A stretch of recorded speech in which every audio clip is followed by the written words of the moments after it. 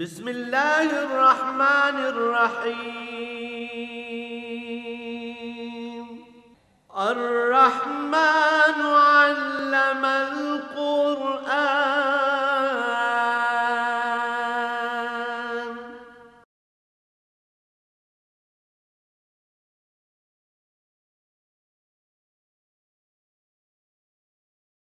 الحمد للہ رب العالمین والصلاة والسلام علی حبیبہ محمد وآلہ وصحبہ اجمعین. اعوذ باللہ من الشیطان الرجیم. بسم اللہ الرحمن الرحیم. الم تر ان اللہ یسبح له من فی السماوات والارض والطیر صفات کل قد علم صلاته وتسبیحه واللہ علیم بما یفعلون. وَلِلَّهِ مُلْكُ السَّمَاوَاتِ وَالْأَرْضِ وَإِلَى اللَّهِ الْمَصِيرُ. أَلَمْ تَرَ أَنَّ اللَّهَ يُزْجِي سَحَابًا ثُمَّ يُؤَلِّفُ بَيْنَهُ ثُمَّ يَجْعَلُهُ رُكَامًا فَتَرَى الْوَدْقَ يَخْرُجُ مِنْ خِلَالِهِ وَيُنَزِّلُ مِنَ السَّمَاءِ مِنْ جِبَالٍ فِيهَا مِنْ بَرْدٍ فَيُصِيبُ بِهِ مَنْ يَشَاءُ يَصْرِفُهُ عَمَّنْ يَشَاءُ یکاد ثنا برقہ یذہب بالابصار یقلب اللہ اللیل والنہار ان فی ذلک لعبرۃ لأولی الابصار. اللہم سبحانک لا علم لنا الا ما علمتنا انک انت العلیم الحکیم. رب اشرح لی صدری ویسر لی امری واحلل عقدۃ من لسانی یفقہوا قولی. رب زدنی علما. مولا یا صلی وسلم دائما ابدا علی حبیبک خیر الخلق کلہم.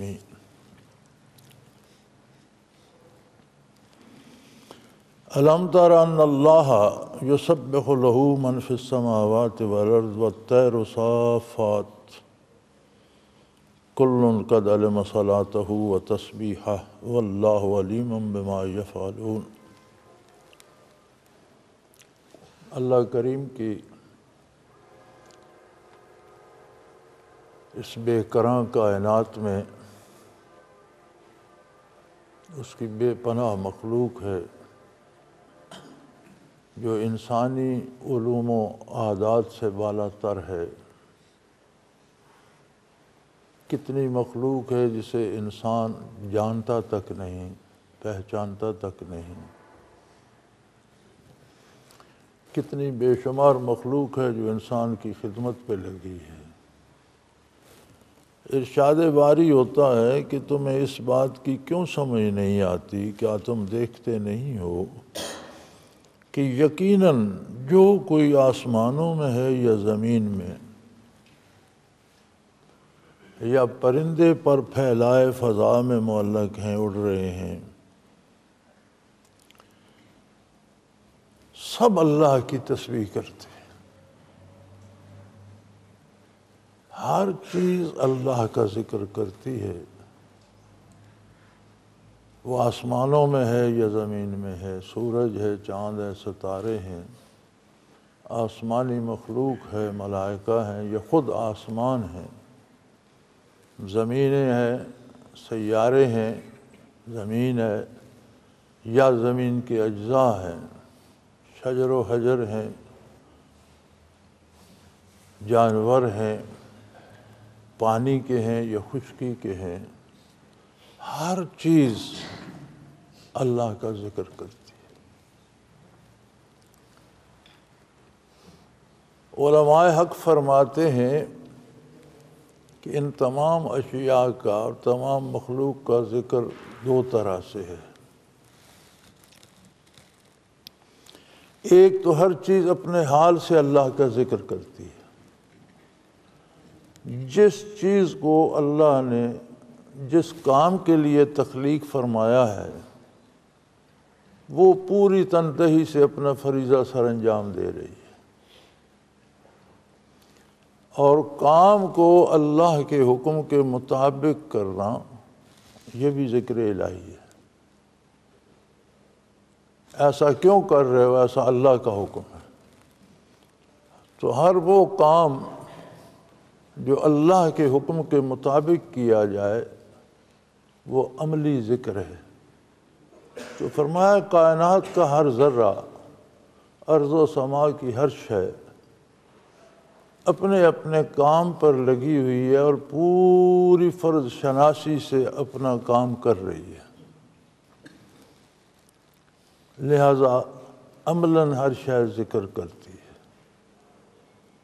دوسری بات یہ ہے کہ ایسی کوئی چیز نہیں ہے جو اپنی زبان سے بھی اللہ کا ذکر نہ کرتی، ہر شے کی زبان اپنی ہے، پرندے کی اپنی ہے، جانور کی اپنی ہے، درخت کی اپنی ہے، پتھر کی اپنی ہے، ہر چیز کی اپنی زبان ہے۔ اور قرآن کریم کے مطابق ہر شے شعور رکھتی ہے اپنی حیثیت کے مطابق۔ نبی صلی اللہ علیہ وسلم کا ارشاد ہے، میں ان پتھروں کو پہچانتا ہوں کہ جب میں باہر نکلتا تھا تو وہ مجھ پر سلام کیا کرتے تھے، ان درختوں کو پہچانتا ہوں جو مجھ پر درود بھیجا کرتے تھے۔ مشہور واقعہ ہے کہ ابو جہل مٹھی میں کنکر لے کر آیا اور عرض کی کہ آپ بتا سکتے ہیں میری مٹھی میں کیا ہے؟ تو آپ صلی اللہ علیہ وآلہ وسلم نے فرمایا کہ میرے بتانے کی کیا بات ہے، جو مٹھی میں ہے وہ بتا دے میں کون ہوں۔ تو مولانا رومی کہتے ہیں لا الہ جست الا اللہ جست، اس نے پتھروں نے کلمہ پڑھا۔ تو بعض حضرات نے لکھا ہے کہ یہ حضور کا معجزہ ہے کہ پتھروں نے کلمہ پڑھا، لیکن محققین فرماتے ہیں کہ معجزہ یہ نہیں ہے کہ پتھروں نے کلمہ پڑھا، ہر چیز ہمہ وقت اللہ کی پاکی بیان کرتی ہے، درخت، پتھر، ہر شے کلمہ پڑھ رہے ہیں۔ کمال یہ ہے کہ کفار کو بھی سنوا دیا کہ پتھر کلمہ پڑھ رہے ہیں، حالانکہ ہر مومن بھی نہیں سن سکتا، اور نور ایمان کے علاوہ دل میں وہ استعداد ہی نہیں آتی کہ وہ شجر و حجر کی زبان سمجھ سکے۔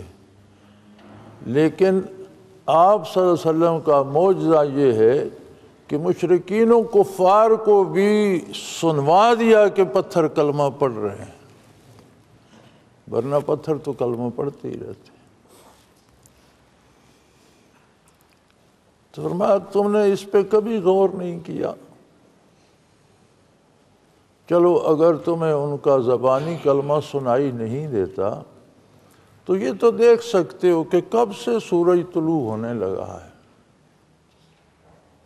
طلوع و غروب کا نظام کب سے چل رہا ہے، آج تک اس میں، اس کی روشنی میں، اس کی تمازت میں، اس کے فاصلوں میں کوئی کمی بیشی آئی ہے؟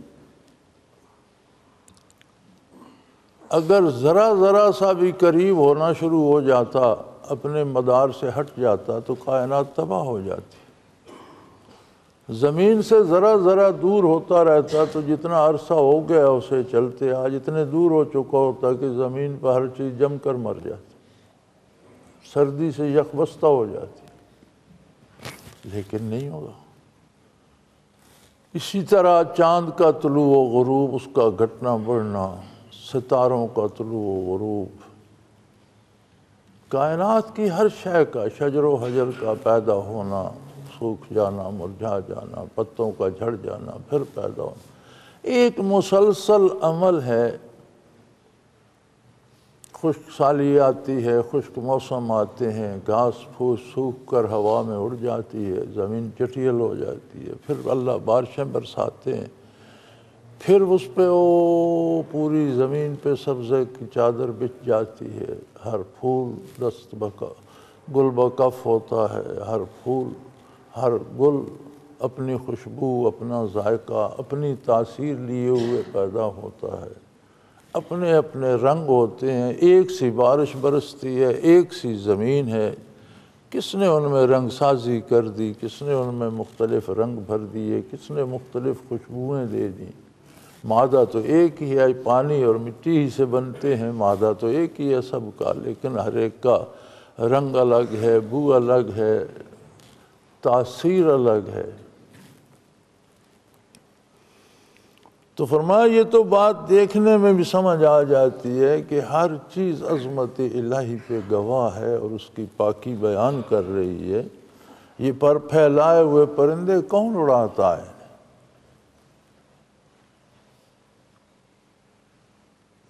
بڑے بڑے پرندے بھی ہیں، چھوٹے چھوٹے بھی ہیں، ہوا میں اٹکھیلیاں کرتے پھرتے ہیں، کس نے توفیق دی؟ کون تھامتا ہے؟ کس طرح سے ہوا میں پر پھیلائے یہ موجیں کر رہے ہیں؟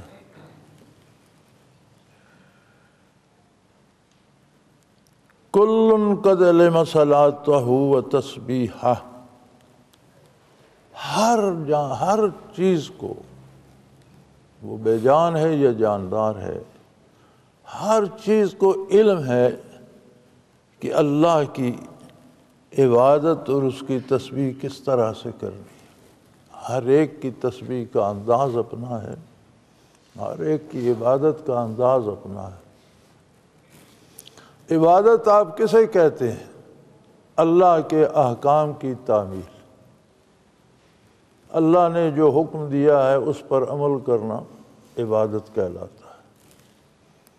نماز کیوں عبادت ہے؟ اللہ نے اس کا حکم دیا ہے۔ روزہ کیوں عبادت ہے؟ اللہ نے اس کا حکم دیا ہے۔ حج کیوں عبادت ہے؟ اللہ نے حکم دیا ہے۔ زکوٰۃ کیوں عبادت ہے؟ اللہ کا حکم ہے۔ اسی طرح پوری عملی زندگی میں ہر کام عبادت بن جاتا ہے جب وہ اللہ کے حکم کے مطابق کیا جائے۔ رزق حلال کمانا بھی عبادت ہے، بال بچے پالنا بھی عبادت ہے، والدین کی خدمت بھی عبادت ہے، قوم اور ملک کی خدمت بھی عبادت ہے، لوگوں کے ساتھ حسن سلوک، یہ سارے کام جو شریعت کے مطابق ہوں تو ہر کام عبادت بن جاتا ہے۔ تو فرمایا انسان تجھے تو میں نے اختیار دے دیا، چار طرح کی مخلوق ہے جنہیں اختیار ہے۔ اس میں فرشتے ہیں، فرشتوں کے پاس صرف اطاعت ہے، اس لیے کہ ان کے ہاں نفس نہیں ہے، بھوک پیاس نہیں ہے، نیند وغیرہ نہیں ہے، کمزوریاں نہیں ہیں، وہ سراپا عبادت ہیں ہمہ وقت ہر حال میں۔ لا یعصون اللہ ویفعلون ما یؤمرون، کبھی اللہ کی نافرمانی نہیں کرتے، ہمیشہ وہی کام کرتے ہیں جس کا حکم دیا جائے۔ اس کا مطلب ہے کہ وہ سراپا عبادت ہیں، ہمہ وقت عبادت میں لگے۔ ان کے مقابلے میں شیطان ہے، شیطان کی اولاد اور شیطان کے پیروکار ہیں۔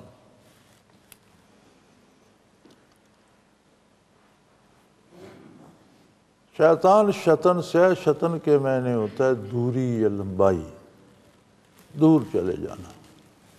شیطان رحمت الہی سے دور ہو گیا، اسے اس لیے شیطان کہتے ہیں۔ اس کی اولاد یا اس کے ماننے والے یا اس کے پیروکار، خواہ وہ جنوں سے ہیں یا انسانوں سے ہیں، یہ سارے رحمت الہی سے دور ہو کر سراپا گناہ بن جاتے ہیں، ہمہ وقت جرم میں ہیں۔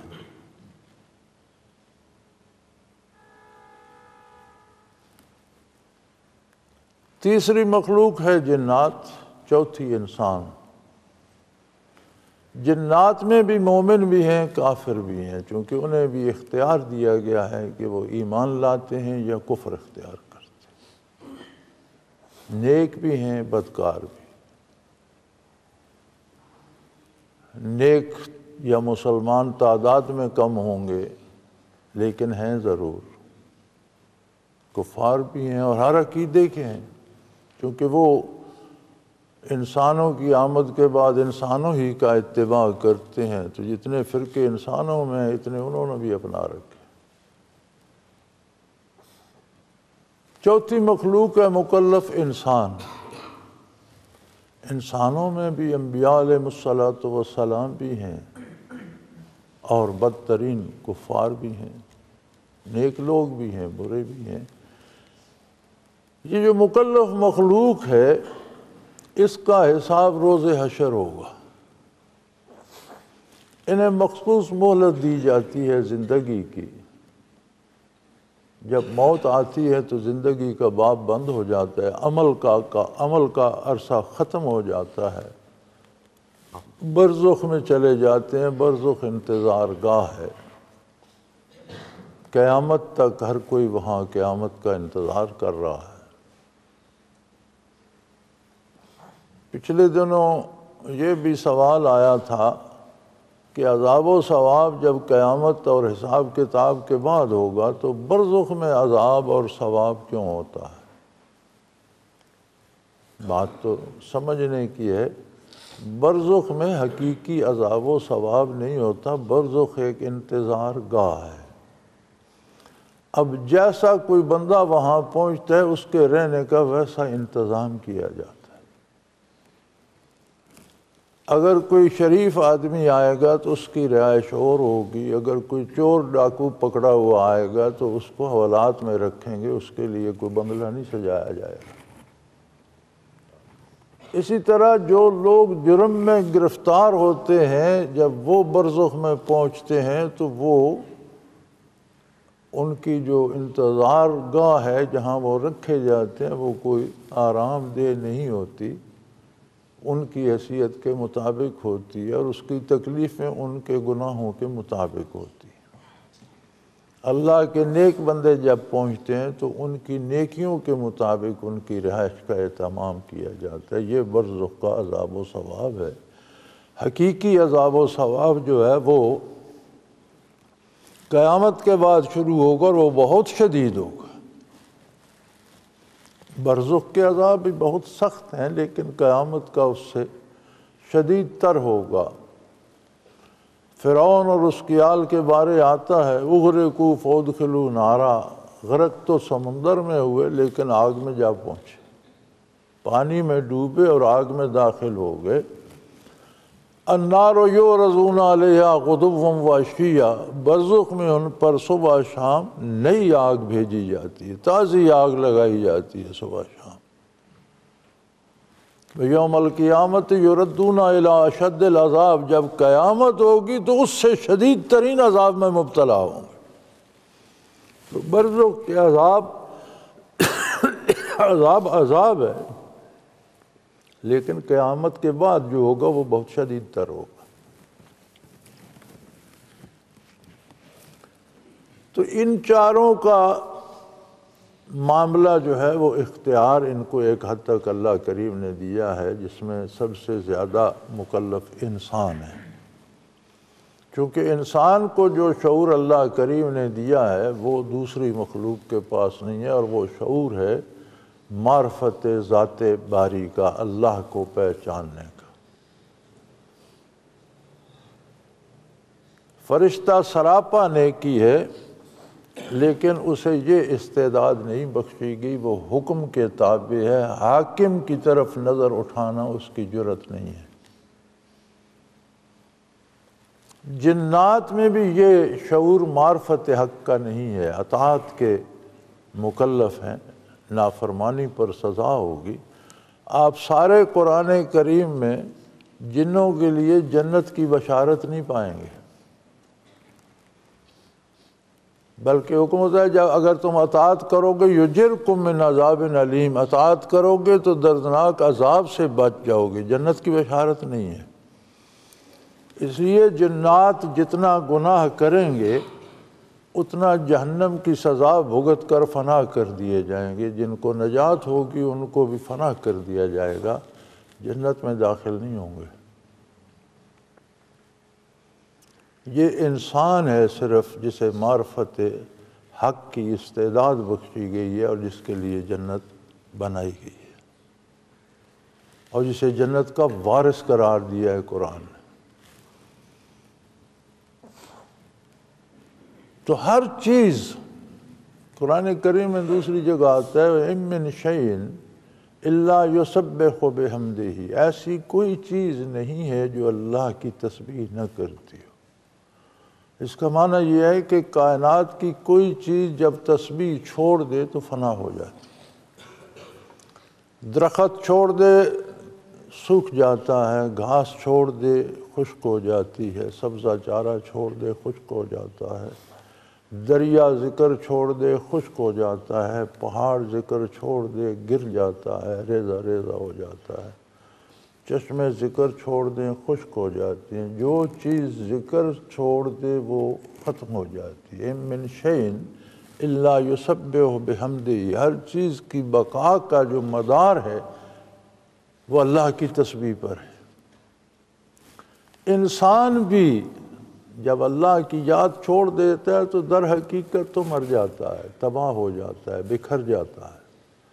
ایک جانور، ایک درندہ باقی رہ جاتا ہے جو کھاتا پیتا، لوگوں کو ایذا پہنچاتا اور لڑتا بھڑتا مر جاتا ہے۔ ورنہ قرآن کریم اس موت کو موت نہیں کہتا، قرآن کریم کہتا ہے کہ اللہ کی راہ میں جو مارے جائیں وَلَا تَقُولُوا لِمَنْ يُقْتَلُ فِي سَبِيلِ اللَّهِ أَمْوَاتٌ، اللہ کی راہ میں جو قتل ہو جاتے ہیں، گولا لگا جسم کے پرخچے اڑ گئے، گولی لگی سینہ شک ہو گیا، تلوار سے مارے گئے بدن کے ٹکڑے ہو گئے، آپ ٹکڑے جوڑ کر کفن میں دفن کرتے ہیں، آپ کو کسی کا وجود ملتا ہی نہیں کہ اسے دفن کیا جائے۔ فرمایا لیکن انہیں مردہ نہ کہو، بل احیاء، یہی تو زندہ ہے، یہ زندہ ہیں، عند ربہم یرزقون، اللہ کے پاس زندہ ہے، کھاتے پیتے ہیں، تم سے اچھی انہیں نعمتیں ملتی ہیں، تم سے زیادہ موج میں۔ لیکن جب ایمان چلا جاتا ہے تو اسے قرآن مردہ کہتے ہیں۔ اِنَّكَ لَا تُسْمِعُ الْمَوْتَىٰ، مر جو چکے ہیں ان کو آپ کیا سنائیں گے؟ یہاں مردہ دلوں کو کہا گیا جن میں سے ایمان نہیں ہے، تو مردہ کیا سنے گا؟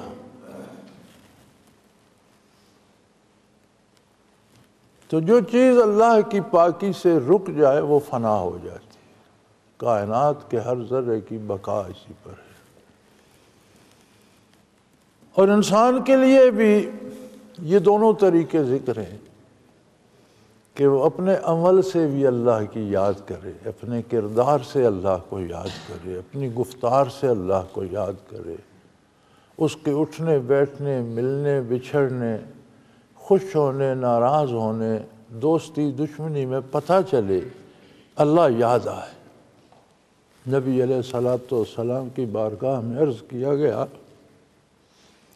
کہ یا رسول اللہ آپ دنیا سے پردہ فرما جائیں گے، آج تو کوئی سوال پیدا ہوتا ہے ہم آپ کی بارگاہ میں آ جاتے ہیں، جب آپ پردہ فرما جائیں تو لوگ کیا کریں گے؟ کس کے پاس جائیں گے؟ کون انہیں سیدھے راستے پہ بلائے گا؟ آپ صلی اللہ علیہ وسلم نے فرمایا ایسے لوگ جن کے پاس جاؤ تو اللہ یاد آئے،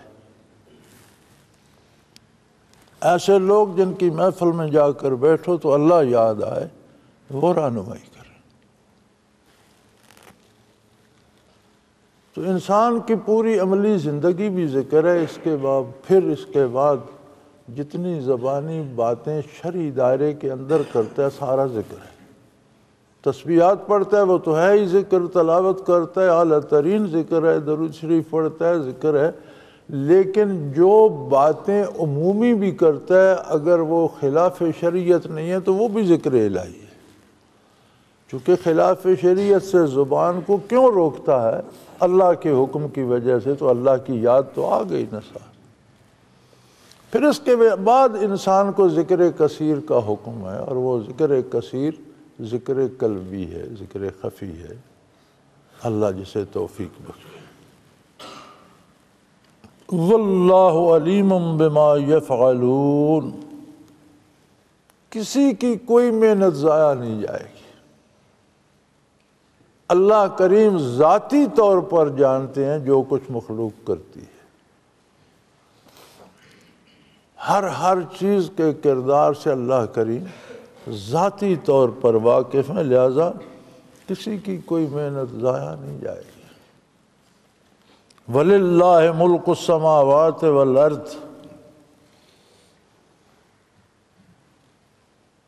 سروری زیبا فقط اس ذات بے ہمتا کو ہے، سروری زیبا فقط اس ذات بے ہمتا کو ہے، حکمراں ہے ایک وہی، باقی بتان حاضر۔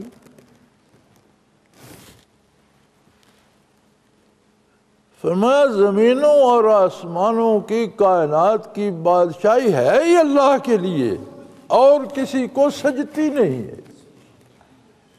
اللہ کے علاوہ جتنی مخلوق ہے وہ خود محتاج ہے۔ محتاج کیا حکمرانی کرے گا، محتاج کیا بادشاہت کرے گا؟ جو خود محتاج ہے، فقیر ہے، گداگر ہے، مانگنے والا ہے۔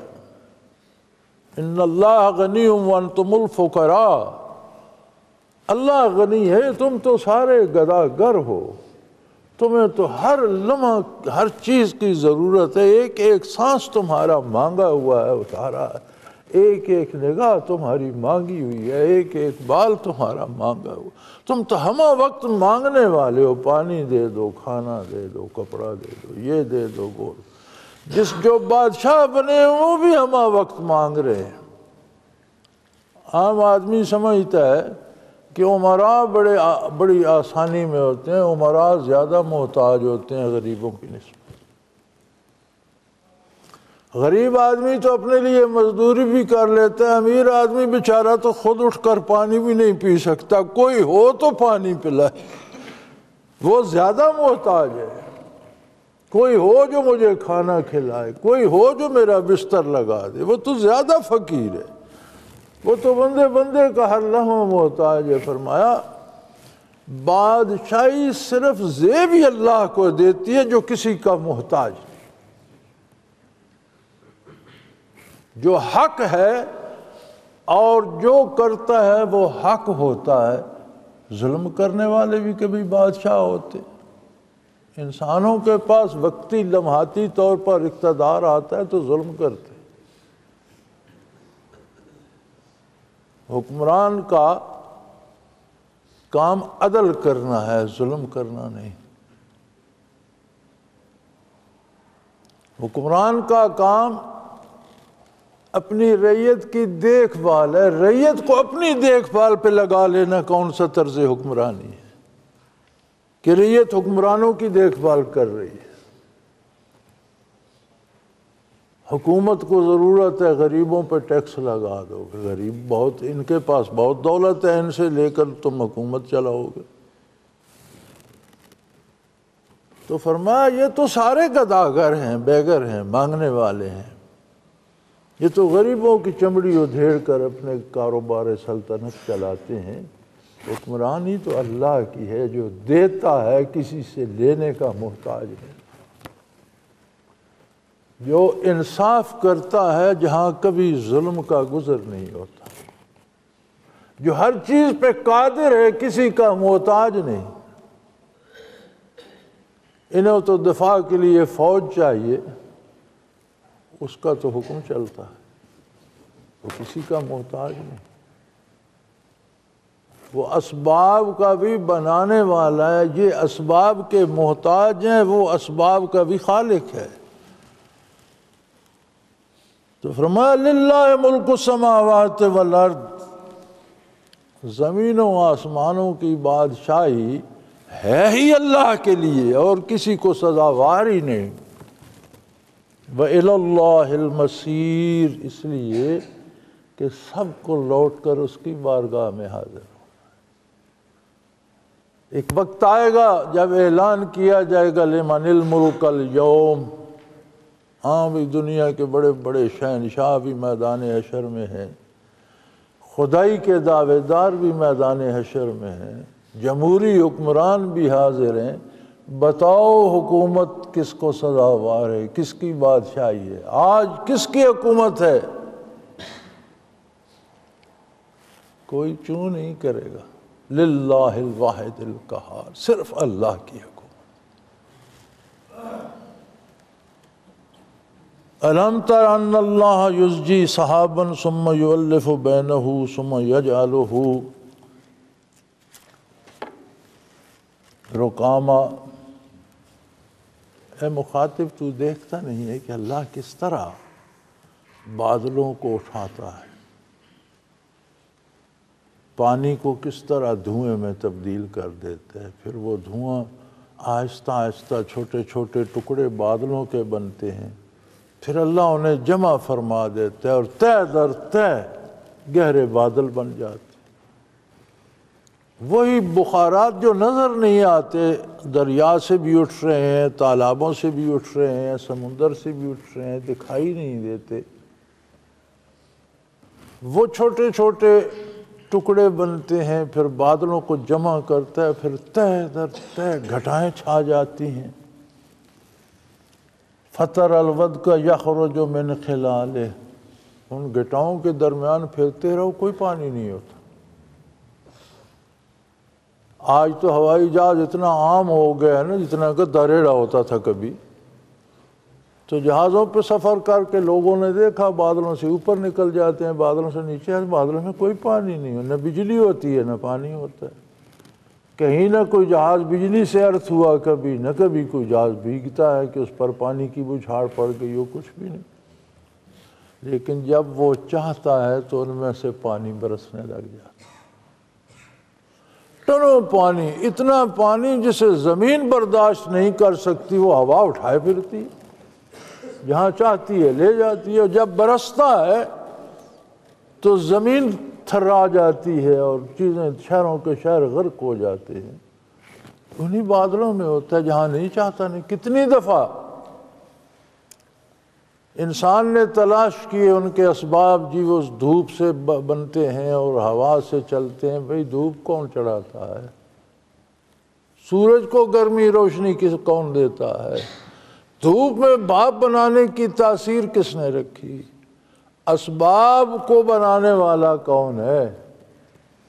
پھر اسباب کو کنٹرول کرتا ہے، یہ نہیں کہ اسباب اندھا دھند بنا رہے ہیں، جتنے چاہتا ہے اتنے بادل بنتے ہیں، جہاں کتنی دفعہ گھٹائیں چھا جاتی ہیں، ایک قطرہ نہیں برستا، اور کتنی دفعہ دھوپ ہوتی ہے، آسمان صاف ہوتا ہے، یکدم سے بادل آتے ہیں اور جل تھل کر دیتے ہیں۔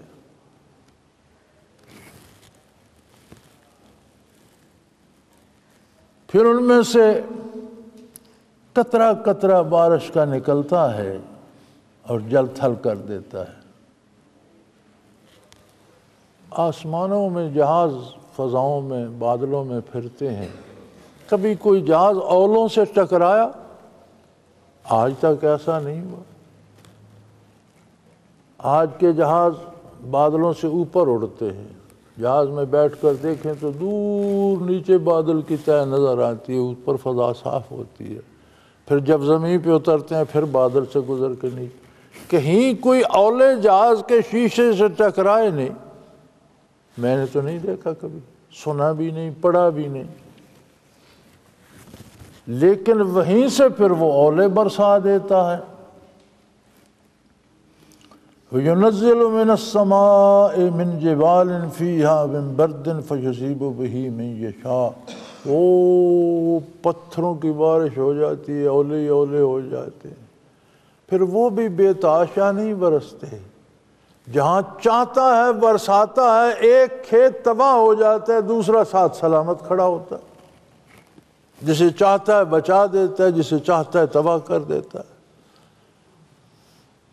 وہ یہ بھی نہیں کہ بس برسا دیے تو جہاں مرضی برستے رہے، نہیں، ایک ایک قطرے بارش پر اور ایک ایک اولے پر اس کا اختیار ہے، جہاں وہ حکم دیتا ہے وہاں پہنچتے ہیں۔ یکاد ثنا برق یضرب بالابصار، جب بجلی کڑکتی ہے بادلوں میں تو پتہ چلتا ہے کہ انسان کی نگاہ اچک لے گی، اندھا کر دے گی انسان کو، لیکن بادلوں میں پھرتے رہو، وہاں کوئی بجلی نہیں ہوتی۔ نہ بادلوں میں ہم نے پانی دیکھا، نہ اولے دیکھے، نہ بجلی دیکھی، وہ خود ہی جانے کہ یہ سب چیزیں اس نے کہاں سجا رکھی ہیں، کہاں چھپا رکھی ہیں، کہاں ظاہر فرماتا ہے، کب کرتا ہے، وہ قادر ہے بادشاہی تو اسی کو زیبا ہے۔ کوئی انسان ہے جو بارش برسا دے، کوئی انسان ہے جو مرضی سے اولے برسائے، جہاں چاہے برسیں جہاں چاہے رک جائیں۔ بادلوں میں نظر نہیں آتے، برستے ہیں تو حساب ہی کوئی نہیں کتنے ہیں۔ بادل میں نظر نہیں آتی، زمین پہ گرتی ہے تو برف کے طوفان جم جاتے ہیں، کتنے کتنے پہاڑ دب جاتے ہیں۔ ایسے پہاڑ ہیں جن پر سالہ سال جمی رہتی ہے، بادلوں سے جہاز گزرتے ہیں، وہاں کوئی جمع ہوا ٹکڑا برف کا انہیں نظر نہیں آتا۔ تو وہ قادر ہے، جہاں چاہتا ہے انہیں پہنچاتا ہے۔ وہ قادر ہے، اسی میں اس نے بجلی بھی رکھی ہوئی ہے، جب وہ چمکتی ہے تو آنکھیں خیرہ کر دیتی ہے۔ یقلب اللہ اللیل والنہار، اور وہی ہے جو رات دن کو بدلتا رہتا ہے۔ ایک ایک رات ایک ایک دن کا حساب ہے اس کی بارگاہ میں، کتنے لمحے رات کی تاریکی ہوگی، کتنے لمحے دن کی روشنی ہوگی، بڑھاتا رہتا ہے گھٹاتا رہتا ہے۔ انسانوں نے بھی اندازے لگا لیے ہیں کہ فلاں تاریخ کو رات اتنی ہوگی، فلاں کو اتنی، اس لیے کہ اس کا نظام ایسا ہے کہ وہ مستقل ایک ڈگر پہ چلتا رہتا ہے۔ رات کو دن میں داخل کرتا رہتا ہے، دن بڑا ہو جاتا ہے، رات چھوٹی ہو جاتی ہے، دن کو رات میں داخل کرنا شروع کر دیتا ہے، راتیں بڑی ہو جاتی ہیں، دن چھوٹے ہو جاتے ہیں۔ ان فی ذلک لعبرۃ لأولی الابصار، ان سب چیزوں میں صاحب نظر کے لیے، اہل دانش کے لیے بہت بڑی عبرت ہے۔ کیوں نہ ایسی ہستی کی اطاعت کی جائے؟ یہ سارا نظام کس لیے ہے؟ بارشیں کیوں برستی ہیں؟ سورج کیوں نکلتے ہیں؟ ستارے کیوں چمکتے ہیں؟ پرندے، جانور، دریا، سمندر کس کے لیے ہیں؟ ایک انسان کی خدمت پہ لگا دیے سارے۔ اور انسان میں اتنا شعور نہیں ہے کہ جس منعم حقیقی نے اس کے ذرات خاکی کو خاک سے مختلف شکلیں دے کر پھر آخر میں پانی کی ایک شکل دی، اور اس پانی کے ایک قطرے کے بھی، اس میں بھی لاکھوں جرثومے ہوتے ہیں، ایک جراثیم سے پھر انسان کا وجود پیدا کرتی۔ اس ایک جرثومے سے لے کر تو اتنا 7 فٹ کا انسان بنایا، جوان بنایا، شکل و صورت دی، زیب و زینت دی، علم عطا فرمایا، بینائی و شنوائی اور سماعت و گویائی عطا فرمائی۔ تو اس سب کا یہ بدلہ ہے کہ تو اس کا شکریہ ادا نہ کرے، تو اسی سے بغاوت کر دے تو بھاگ کر کہاں جائے گا؟ تیری جوانی پھر بڑھاپے میں ڈھل جائے گی۔ وَمَن نُعَمِّرْهُ نُنَكِّسْهُ فِي الْخَلْقِ، جن کو ہم لمبی عمر دیتے ہیں ان کو تخلیق میں الٹا دیتے ہیں، وہ پھر بچے بن جاتے ہیں۔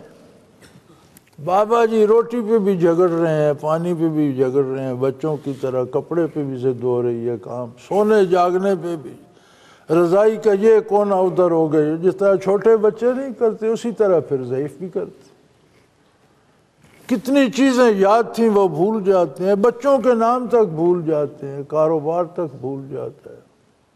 وہ فلاں چیز تھی، میں کہاں گئی؟ کہیں رکھی تو تھی، کہاں رکھی تھی کوئی پتہ۔ یعنی بڑھاپے میں ہم اس کی تخلیق پھر الٹا دیتے، پھر وہ بچوں جیسا بن جاتا۔ تو چونکہ بزرگوں کا مزاج بچوں کی طرح ہو جاتا ہے، تو اس لیے اولاد کو سمجھنا چاہیے وہ تنگ نہ آئے، گھبرائے نہیں، والدین کی خدمت کرے۔ وہ ایک بوڑھے کی حکایت بتاتے ہیں نا، کہ وہ بیٹھا تھا، بیٹا بھی بیٹھا تھا، لان میں بیٹھے تھے، تو اس بابے نے کہا بیٹا وہ کیا ہے؟ ابا جی چڑیا بیٹھی ہے۔ تھوڑی دیر بابے نے پھر کہا وہ کیا ہے؟ چڑیا ہے جی۔ تھوڑی دیر بعد بابے نے پھر کہا وہ کیا ہے؟ اس نے کہا بابا تیسری دفعہ بتا رہا ہوں، چڑیا ہے، سر کھا گئے، وہ چڑیا ہے، چڑیا ہے، چڑیا ہے۔ اس نے کہا اچھا اس نے کہا اندر جاؤ تو میرے سرہانے کے نیچے ایک کاپی رکھی ہے وہ اٹھا لاؤ۔ وہ اٹھا لایا، اس نے کھولا، اس نے کہا دیکھو تمہاری عمر اتنی تھی، چھوٹے سے بچے تھے، تم نے 32 دفعہ پوچھا تھا کیا ہے، تو میں نے 32 دفعہ بتایا تھا کہ کوا ہے،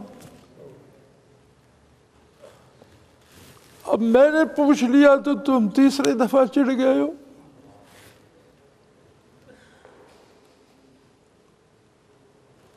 جوانی بھی ڈھل جاتی ہے، اولاد کو چاہیے کہ بزرگوں کی باتوں کا برا نہ بنائے، شفقت سے پیش آئے۔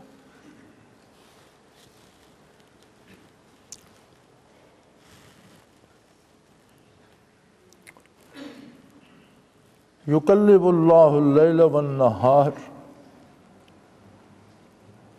رات اور دن کو عدل بدل کرتا رہتا ہے، کوئی اس کے نظام کو روک نہیں سکتا، آگے پیچھے نہیں کر سکتا۔ بھلا وہی ہے جو خود کو اس کے نظام کے ساتھ ملا لے، جو اس کے نظام سے ٹکراتا ہے وہ خود ٹوٹتا پھوٹتا ہے، اس کا نظام نہیں ٹوٹتا۔ ان فی ذلک لعبرۃ لأولی الابصار، ان سب چیزوں میں صاحب نظر کے لیے بڑی عبرت ہے۔ اسے چاہیے کہ اپنے آپ کو اللہ کے نظام میں فٹ کر لے، اس کے مطابق چلے، احکام الہی کی اطاعت کرے۔ مخالفت کر کے کیا وہ رات کو دن بنا لے گا یا دن کو رات بنا لے گا؟ مخالفت کر کے کیا وہ بادل کو برسا دے گا یا روک دے گا؟ کچھ نہیں کر سکے گا۔ اللہ کا نظام نہیں ٹوٹے گا، مخالفت کرنے والا خود ٹوٹ پھوٹ جائے۔ تو صاحب دانش لوگوں کے لیے اس میں عبرت ہے کہ کسی ذرے کی مجال نہیں جو وہ سرتابی کرے۔ اگر مجھے وقتی طور پر اختیار دیا گیا ہے کہ کر کے دیکھو تو میں مخالفت کیوں کروں؟ واللہ خلق کل دابہ من ماء، اس نے ہر جانور، ہر ذی روح پانی ہی کی ایک قطرے سے پیدا فرمایا۔ آپ اس کی صنعت دیکھیں، انسان کے اجزاء بھی مٹی سے ہیں، جانوروں کے اجزاء بھی خاک سے ہیں، ہر ایک کا خمیر خاک سے ہے، لیکن ان خاکی ذرات کو پھر ایک پانی میں تبدیل کر دیتا ہے۔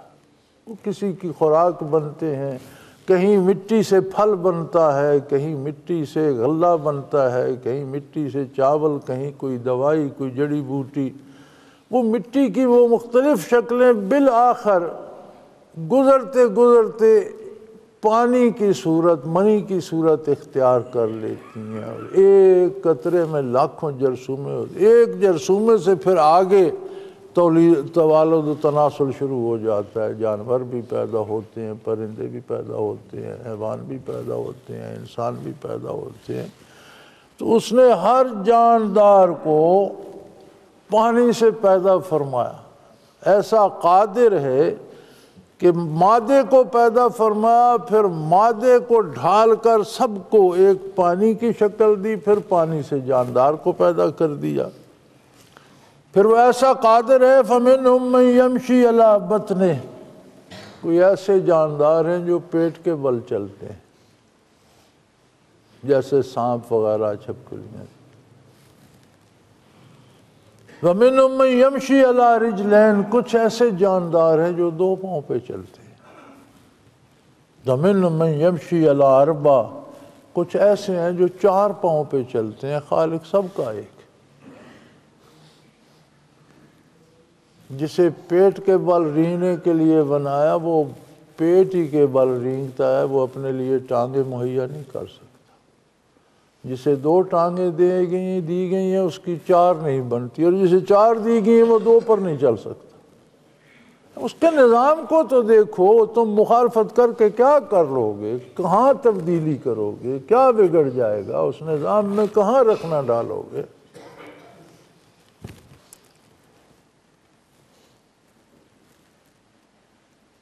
یخلق اللہ ما یشاء، وہ جو چاہتا ہے اس طرح کی مخلوق پیدا کرتا ہے۔ کیا تم ایک چونٹی کی ہیئت بدل سکتے ہو؟ کیا تم ایک پرندے کی صورت بدل سکتے ہو؟ کیا کسی ایک جانور کی خلاف فطرت کوئی صورت بنا سکتے ہو؟ نہیں، تو پھر خود کو اس کے مطابق ڈالو بھائی، تم کیوں مخالفت مول لیتے ہو؟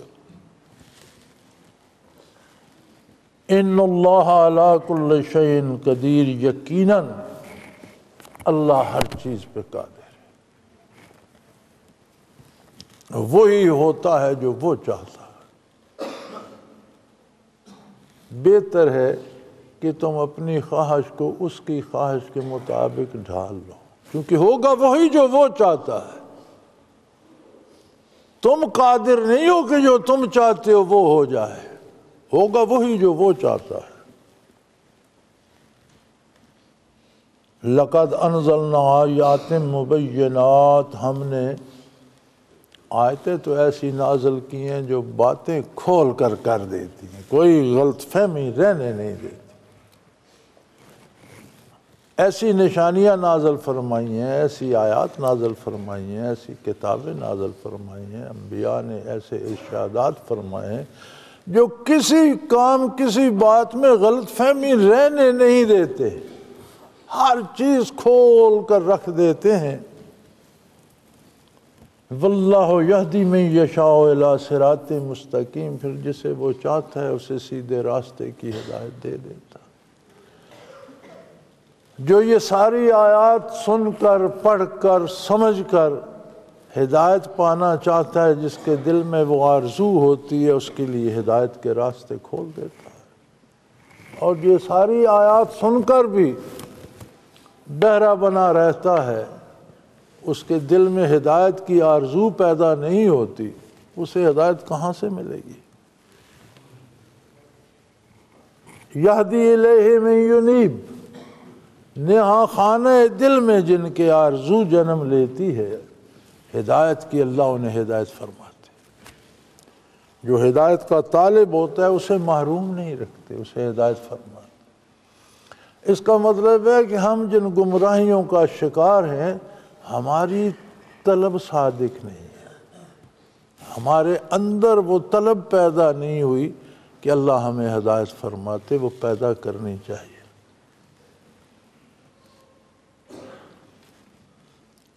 کیوں گمراہ ہوتے ہیں لوگ؟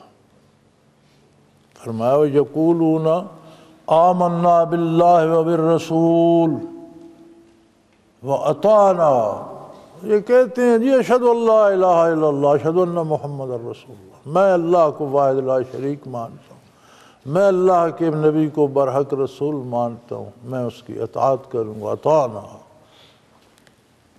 ثم تولی یتولی فریق منہم، پھر ان میں سے ایک طبقہ اطاعت چھوڑ دیتا، زبانی کہتا ہے اللہ کو مانتا ہوں واحد لا شریک ہے، اللہ کے نبی کو مانتا ہوں برحق نبی ہے، میں اطاعت کروں گا، لیکن جب عملی دنیا میں داخل ہوتا ہے تو نافرمانی کرتا ہے۔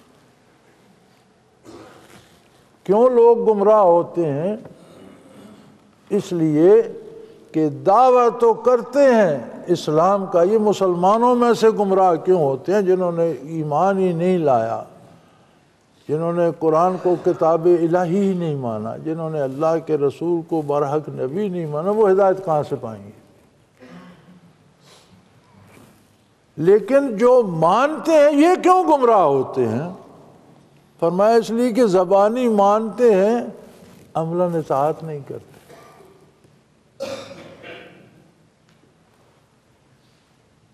ثم یتولی فریق منہم، پھر ایک طبقہ ان میں سے اپنی بات سے پھر جاتا ہے، زبانی کہتا رہتا ہے مانتا ہوں مانتا ہوں مانتا ہوں۔ ایک دفعہ بہت بارشیں ہوئیں، ہمارا اجتماع ہو رہا تھا، ہر عمارت جو ہے وہ ٹپک گئی، بہت سے گھر گر گئے، ہمیں بھی کمروں میں پھر خیمے لگانے پڑے، ساری چھتیں ٹپک گئی۔ تو لوگ گزرتے تھے گلی سے تو مسجد کے پاس سے تو توبہ توبہ توبہ توبہ، مسجد میں جا کر سجدہ کو نہیں دیتا، توبہ توبہ توبہ توبہ، وہ بارش نہیں گوا۔ میں نے کہا یار یہ تمہاری نرالی توبہ ہے، گلی پہ ہوتی ہے، اللہ کے گھر تو نہیں آتے ہو۔ یعنی دعویٰ کرتا ہے ہر بندہ جب کلمہ پڑھتا ہے کہ میں اللہ کو واحد لا شریک حق میں مطلق مانتا ہوں، اللہ کے نبی کو برحق مانتا ہوں اور اطاعت کروں گا۔ کلمہ پڑھنا خود یہ دعویٰ ہے کہ میں مانتا ہوں اس لیے میں اطاعت کروں گا، لیکن جب میدان عمل میں جاتے ہیں تو نافرمانی کرتے ہیں۔ وَمَا أُولَئِكَ بِالْمُؤْمِنِينَ، یاد رکھو یہ لوگ ایمان والے نہیں ہیں۔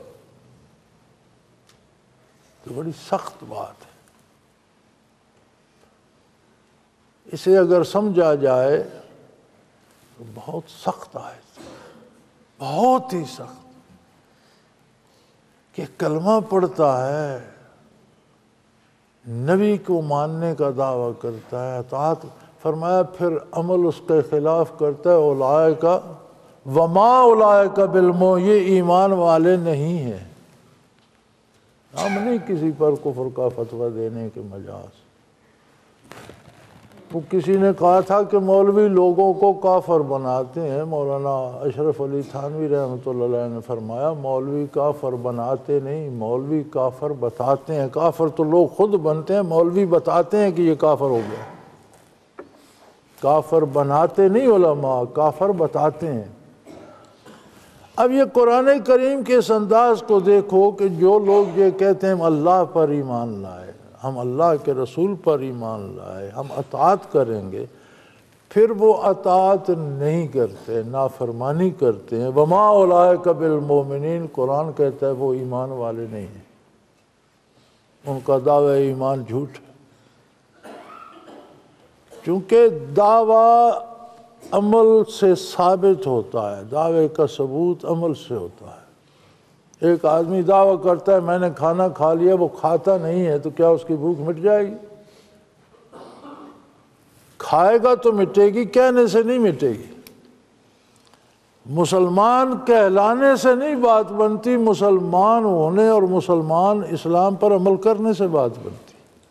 فرمایا جو کہتے ہیں ہم مسلمان ہیں اور اللہ واحد لا شریک کو مانتے ہیں اور نبی صلی اللہ علیہ وسلم کو پر ایمان لاتے ہیں اور اطاعت کریں گے، عملاً اطاعت نہیں کرتے، وما اولئک بالمؤمنین، یہ لوگ ایمان والے ہی نہیں، ایمان ہے ہی کوئی نہیں۔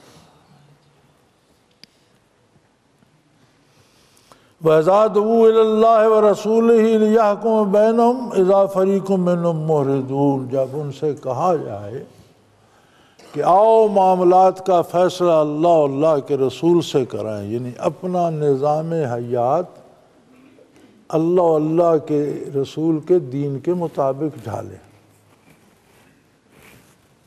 کہتے ہیں نہیں جی ہمیں نہیں منظور۔ اس کا مطلب ہے کہ جن مسلم ممالک میں شریعت پر عمل نہیں ہوتا اور قانون الہی کو حکومت کا قانون نہیں بنایا جاتا، اس آیت کے مطابق ان کے مسلمان ہونے میں شبہ ہے۔ اللہ فرماتا ہے ما اولئک، یہ ایمان والے نہیں ہیں۔ اس کا مطلب ہے کہ مسلمانوں کو اذا دعوا الی اللہ، جب اللہ کی طرف بلائے جائیں، ورسولہ، اور اس کے رسول کی طرف، لیحکم بینہم، کہ تمہارے درمیان فیصلہ وہ کریں، تمہارا نظام معیشت کیا ہو جو اللہ اللہ کے رسول نے دیا ہے، تمہارا نظام تعلیم کیا ہو جو اللہ اللہ کا رسول فرماتے ہیں، تمہارا نظام عدالت کیا ہو جو اللہ اللہ کا رسول فرماتے ہیں، تمہارا لین دین، کاروبار، معیشت، معاشرت، تہذیب، ثقافت کیا ہو جو اللہ اللہ کا رسول فرماتے ہیں۔ جب یہاں بات آتی ہے اذا فریق منہم موردون، تو ان کا ایک طبقہ منہ پھیر لیتے، وہ کہتے ہیں نہیں جی یہ نہیں مارا، بلکہ ہمارے حکمران تو کہتے ہیں جی شریعت کی سزائیں ہی ظالمانہ ہیں۔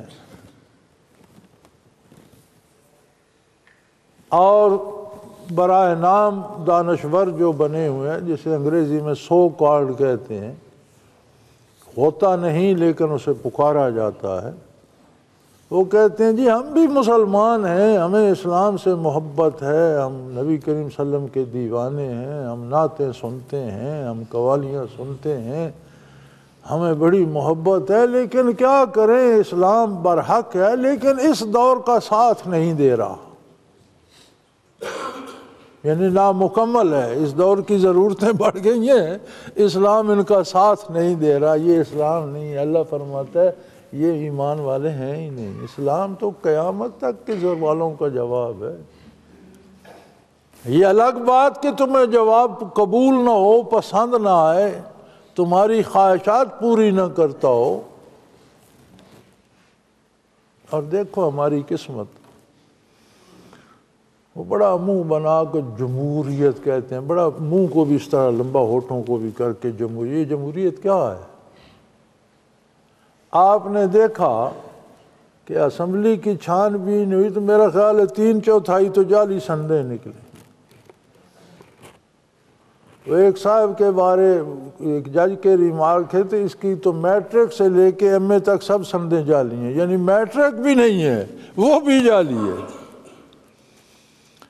اب جو بندے اتنا جھوٹ، اتنا بڑا جھوٹ گھڑ کے بول کے جائیں گے، وہاں بیٹھ کر کون سا سچ بولیں گے، کون سی حق پرستی کریں گے، کون سا انصاف کریں گے، کیا ہوگا؟ ان کا بنایا ہوا قانون جو ہے وہ زمانے کے ساتھ دے سکتا ہے۔ اللہ کے رسول کا بھائی اللہ کے قانون نے زمانے کا ساتھ دینا ہے یا زمانے نے اس کا ساتھ دینا ہے؟ زمانہ اس کے تابع ہے، وہ زمانے کے تابع نہیں ہے۔ لوگ اس کے تابع ہیں، وہ لوگوں کی خواہشات کے تابع نہیں ہے۔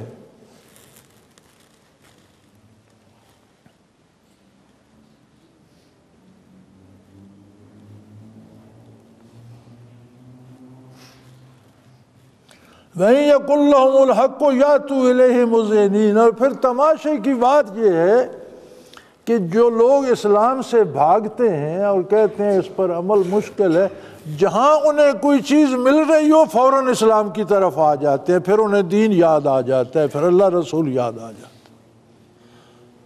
جہاں کچھ دینا پڑتا ہو، کوئی عادت بدلنی پڑتی ہو، کوئی کرتوت چھوڑنے پڑتے ہو، وہاں کہتے ہیں جی یہ قدامت پسندی ہے، یہ پرانی باتیں ہیں، یہ اس دور کا ساتھ نہیں۔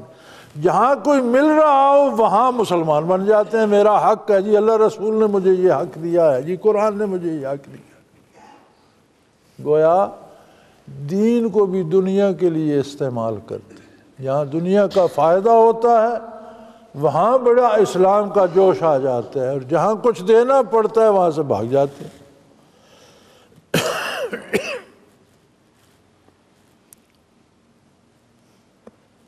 افی قلوبہم مرض ام ارتابوا، فرمایا ان کے دلوں میں کوئی بیماری ہے یا انہیں کوئی خطرہ ہے، ان یخافون ان یحیف اللہ علیہم ورسولہ، کہ اللہ و اللہ کا رسول ان پر کوئی ظلم نہ ڈھا دے۔ اسلام کے قانون سے کیوں بھاگتے ہیں؟ کیا ان کے دل تباہ ہو گئے ہیں؟ ان کے دلوں میں یہ بات آ گئی ہے کہ ہم اللہ کے رسول کے پاس جائیں گے تو ہم پر زیادتی کریں گے، ظلم کریں گے؟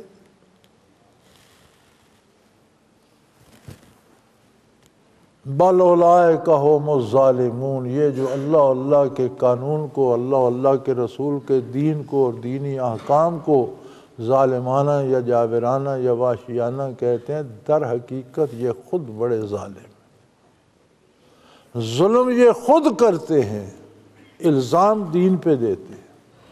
ظالم تو یہ ہیں جنہوں نے اربوں لوگوں کی زندگیاں اجیرن کر رکھی حصول اقتدار کے لیے۔ یہ عجیب لوگ ہیں۔ اب آپ دیکھیں کراچی سرکاری اعداد کے مطابق 2 کروڑ، لیکن غالباً 4 کروڑ سے زائد آبادی ہوگی۔ جی ہمیں انصاف نہیں مل رہا، 4 کروڑ لوگوں کو مصیبت میں ڈال رکھا ہے، یہ ان کے ساتھ آپ انصاف کر رہے ہیں؟ شہر بند کر دیا، بیمار دوا نہیں لے سکتا، مردہ دفن کرنے نہیں جا سکتے، مزدور مزدوری پہ نہیں جا سکتا، طالب علم سکول نہیں جا سکتا، غریب آدمی کاروبار نہیں کر، یہ انصاف ہے؟ اگر تمہارے ساتھ انصاف نہیں ہو رہا تو تم ملک کے ساتھ، لوگوں کے ساتھ، شہروں کے ساتھ کیا انصاف کر رہے ہیں؟ نہیں جی یہ ہمارا حق ہے، کمال ہے۔ دوسروں کی زندگی اجیرن کر دینا کہاں سے حق ہو گیا؟ فرمایا اپنے مطلب کے لیے کوئی چیز مل رہی ہو تو شریعت یاد آ جاتی ہے، کچھ دینا پڑتا ہو تو کہتے ہیں نہیں جی یہ قدامت پسندی ہے، یہ پرانی بات ہے۔ فرمایا یہ کیا ڈرتے ہیں کہ اللہ اللہ کے رسول صلی اللہ علیہ وسلم ان سے زیادتی کریں گے؟ نہیں، بل اولئک هم الظالمون، ایسا سوچنے والے اور ایسا کرنے والے لوگ خود ظالم ہیں۔ حقیقتاً یہ لوگ خود ظالم ہیں، یہ خود انصاف سے دور ہیں، انصاف انصاف کے نعرے لگاتے ہیں لیکن خود ظلم کرتے ہیں۔ وآخر دعوانا ان الحمدللہ رب العالمین۔ اللہ اللہ اللہ اللہ اللہ اللہ اللہ اللہ۔ حضرت امیر محمد اکرم آوان مد ظلہ العالی دارالعرفان منارہ ضلع چکوال میں سالہ سال سے قرآن و حدیث کے اوپر خطابات کر رہے ہیں اور سلسلہ نقشبندیہ اویسیہ کے مطابق لوگوں کو ذکر الہی کی تربیت دے رہے ہیں۔ وہ قرآن پاک کی تفسیر ترتیب وار بیان کر رہے ہیں۔ تفسیر قرآن کو وہ موجودہ ملکی اور بین الاقوامی حالات کے مطابق بیان کرتے ہیں۔ موٹر وے سے کلر کہار کے انٹرچینج سے نکلتے ہوئے کلر کہار کی جھیل سے ہوتے ہوئے میانی، بوچھال اور نور پور سے گزرتے ہوئے دارالعرفان منارہ پہنچ سکتے ہیں۔ حضرت امیر محمد اکرم آوان نے بچیوں اور بچوں کی دینی اور دنیاوی تعلیم کے لیے سقارہ اکیڈمی کے نام سے ایک درسگاہ بھی قائم کی ہے، جس کا افتتاح ملک پاکستان کے صدر جنرل محمد ضیاء الحق نے اپنے دست مبارک سے کیا تھا۔ وہ تمام احباب جو اسلام کی طلب رکھتے ہیں ان سے گزارش ہے کہ دارالعرفان منارہ ضلع چکوال میں امیر محمد اکرم آوان صاحب کے خطابات سے مستفید ہوں۔ وہ ہر جمعے کو نماز سے پہلے بیان فرماتے ہیں۔ ہر ماہ کی پہلی اتوار کو ماہانہ اجتماع ہوتا ہے جس میں آپ خصوصی خطاب فرماتے ہیں اور پاکستان کے چاروں صوبوں سے احباب اس اجتماع میں شرکت کرتے ہیں۔ اس کے علاوہ یہاں سال میں 2 مرکزی اجتماعات بھی ہوتے ہیں، ایک رمضان المبارک میں اعتکاف کا اجتماع اور دوسرا جولائی اور اگست میں 40 دن کا اجتماع ہوتا ہے جس میں روحانی تربیت کی جاتی ہے۔ اپنا خون سیماب دے کر اتنا ہم کر جائیں گے، نام آقا کا چمن میں پھر رقم کر جائیں گے۔